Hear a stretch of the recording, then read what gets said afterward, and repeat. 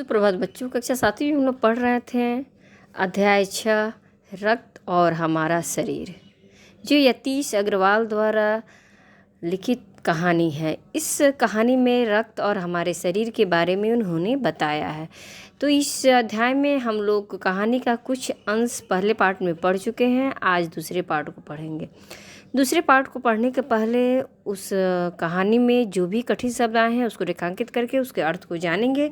तो देखेंगे हमारा जो पृष्ठ संख्या 36 का जो कठिन शब्द है उसको रेखांकित करेंगे।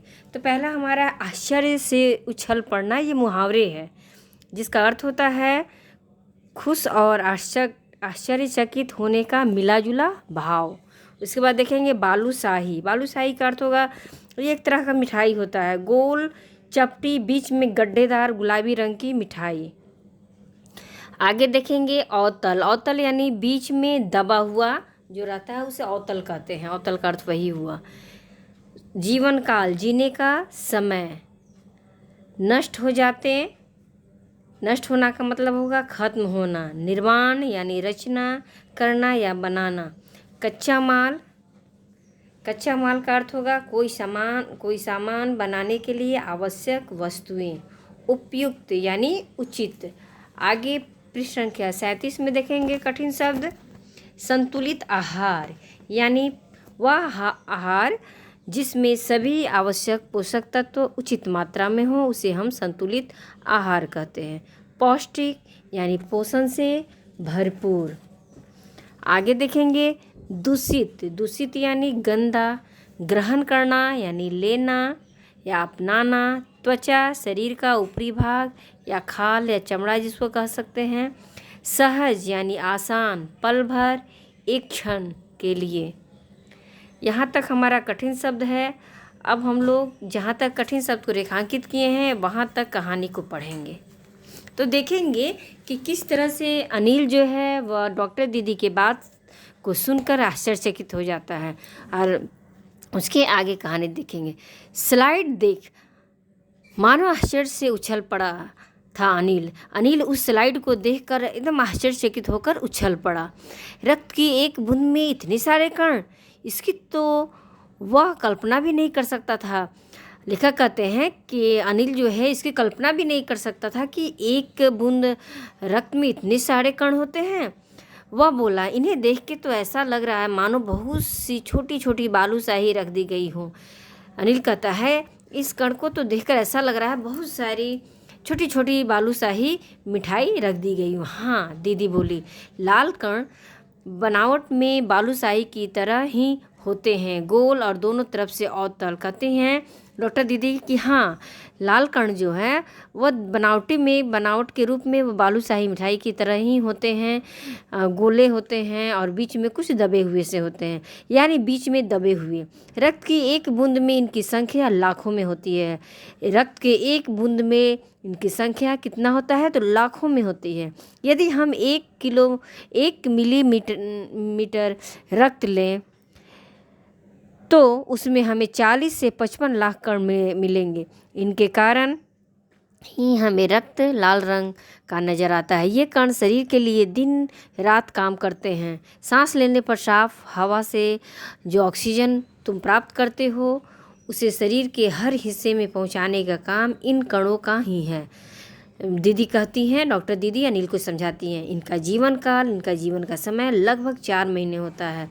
इनका जीवन समय कितने दिनों का होता है तो 4 महीने का होता है। 4 महीने के होते होते ये नष्ट हो जाते हैं और फिर 4 महीने जहाँ समाप्त होता है तो ये कण समाप्त हो जाते हैं, लेकिन एक साथ नहीं, धीरे धीरे, कुछ आज, कुछ कल, कुछ उससे अगले दिन। लेकिन ये सारे 4 महीने बाद एकाएक नष्ट नहीं होते बल्कि धीरे धीरे करके नष्ट होते हैं।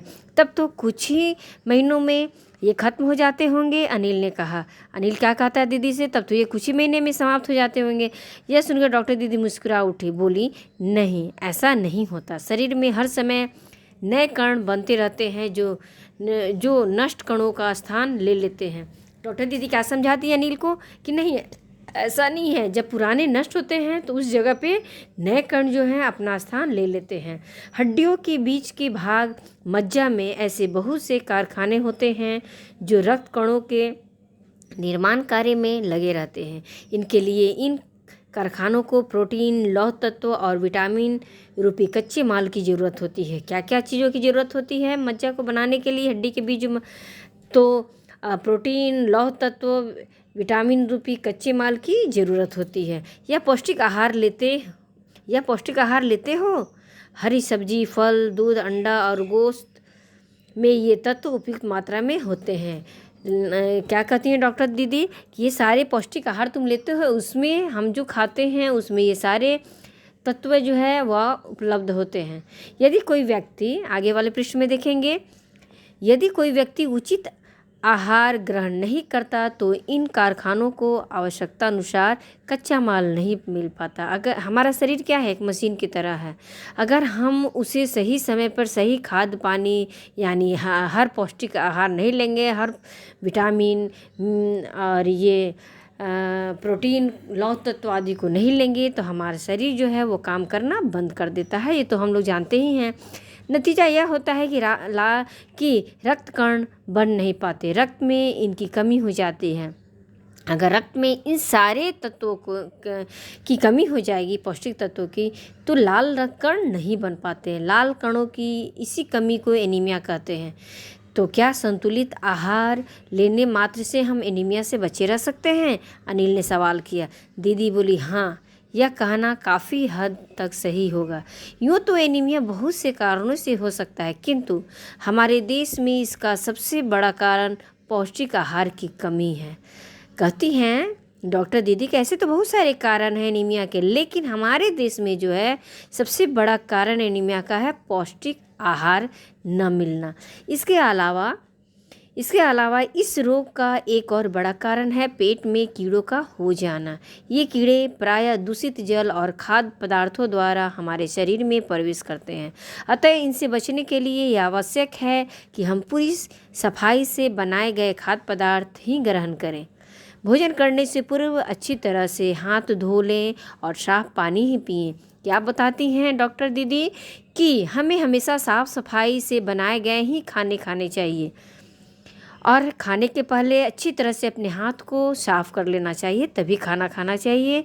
और पानी जो भी हम पीते हैं वो शुद्ध होना चाहिए। और हाँ अनिल, एक किस्म के कीड़े भी हैं जिनके अंडे ज़मीन की ऊपरी सतह में पाए जाते हैं। इन अंडों से उत्पन्न हुए लार्वे त्वचा के रास्ते शरीर में प्रवेश कर आंतों में अपना घर बना लेते हैं।